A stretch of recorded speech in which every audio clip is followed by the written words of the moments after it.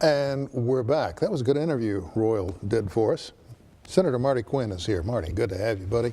Nice to be here. Thank you. Feels like it's been, what, 4 or 5 years since we talked? Been at least 4 years. So how do you like it over there? Senate side? Yeah. It's different. It's quieter, on the floor especially. It was kind of like the first year on the House. Everybody's kind of feeling one another out to see who you are and what you're about and those type things. Hated to leave the House. The House was a place that I had a tremendous number of friends and had built a lot of rapport and relationships with. And as you know, that's extremely important when you're trying to pass legislation. People have to have a level of trust with you. So I hated to leave that behind, but everybody that I talked to seemed to think that it was the right thing to do, and ultimately, if you're going to spend the amount of time that we spend away from our families, you want to be as effective as possible. And I feel like that gives us an opportunity. Let me ask you a couple of questions here, Marty. And I only call you Marty by your first name because we've been friends for... That's the one my mom and dad gave me. I'll take it. There you go. How are we going to deal with the shortages, financial shortages in this state? Everybody's saying, you know what, we got to have this money. What is it? The Department of Corrections saying we need 19 million more for things that won't wait. Tulsa County chimed in and said, you know what, we need another 9 million to take care of state prisoners we've got. That's just the Department of Corrections. Everybody has their hand out. What's going to happen?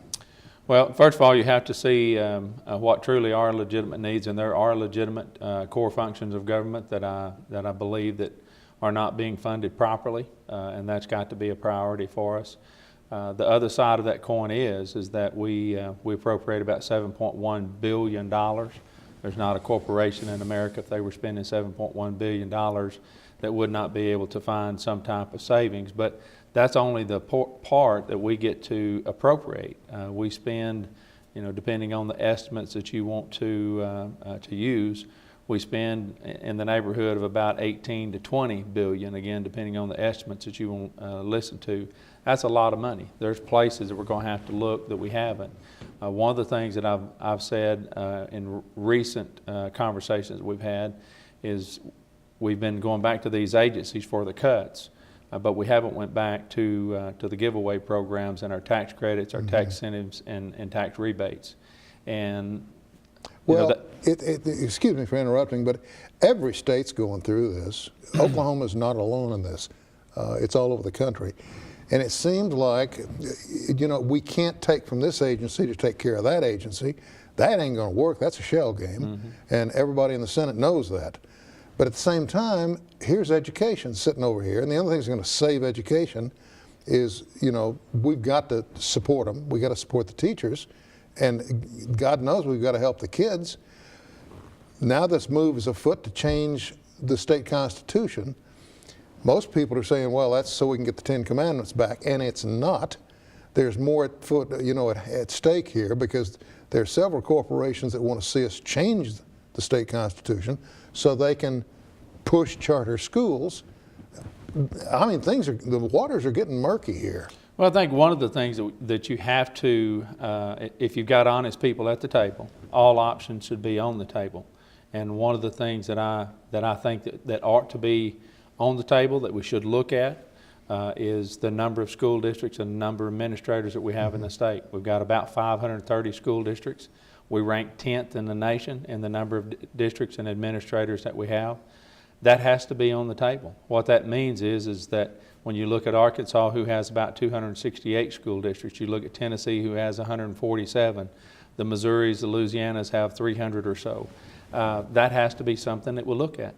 We don't want to go in and, for the sake of it, use a blanket approach and close down good schools. But when you've got K through 8 schools that are in the same city limits as another high school, you've got to be able to look at that and see if administratively that's the best way for you to function. You certainly must have an inkling of what's coming.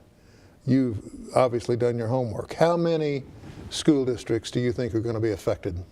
Well, you've got approximately about 100 K through 8 schools. The western side of the state years ago went through a process that eliminated a number of school districts, but the eastern side of the state has not done that. You can look in our local area and see a number of school districts that are, within 3, 4, 5, 6, 7, 8 miles of one another. And we know how important that is sometimes for local schools. All right, very quickly, let me interrupt you here, Marty. How's that going to save us money other than, maybe the elimination of 2 or 3 salaries? Well, you say 2 or 3 salaries. What if it's 100 salaries? What if those salaries range from $100,000 to $140,000? The point that I make with that is that if I can pick up $40 million in this spot, and I can pick up $10 million over here, and I can pick up $30 million over there in tax credits in different places, when you come up with 10 areas that we reviewed and found additional money, first thing you know, you come up with $300 or $400 or $500 million that was being placed in other places that were either inefficient or that we can do a better job somewhere else. So it's not that the 10 million or the 40 million that I may find in some consolidation effort is going to make up the deficit that we have, or the shortfall is a better word for it. It's that when you put 10 or 15 of those together, that it makes up the difference. And when you're spending the amount of money that we are, there's plenty of those to do. Oklahoma now has the distinction of being the earthquake capital of the world. I don't know about you, but that's troublesome to me. And then we see this new report out by the oil and gas industry. Supposedly, they were the ones that called for it, saying, "Oh, no, you're looking at this wrong." And I'm thinking, how am I supposed to look at it when the geologists are saying this? Is anything going to be done to bring enforcement to the existing laws of fracking? I currently don't serve on the Energy Committee, so I'm probably not as up on that as I need to be. I do know that there is plenty of evidence that show us that when they turn on the injection wells, whether that's on Friday night or exactly when it is, that the number of earthquakes increase. So I think there's a direct correlation there. I think that it's going to be addressed. Who's going to do that, I can't tell you because I'm not involved with that like some of the energy. I have less than a minute. Why does it take, just man to man here, why does it take the legislature seemingly so long to get legislation passed? We had cries for texting, banning of texting and driving for years before they finally moved on it. Why does it take so long? The honest answer is that people have to have the political will. There was lots of moms and dads and sons and daughters that roamed those halls for the first 4 years that I was there trying to get legislation passed. Much of it sometimes boils down to whether leadership wants to push that particular issue or not. Sometimes it's the body itself. We're out of time. I'm sorry. Thank you. Will you come back? Absolutely. Doors always open. Okay, thank you. That's all the time we have for this edition of Perspectives. I'm Sam Jones. Thank you for joining us, and we'll see you again next time.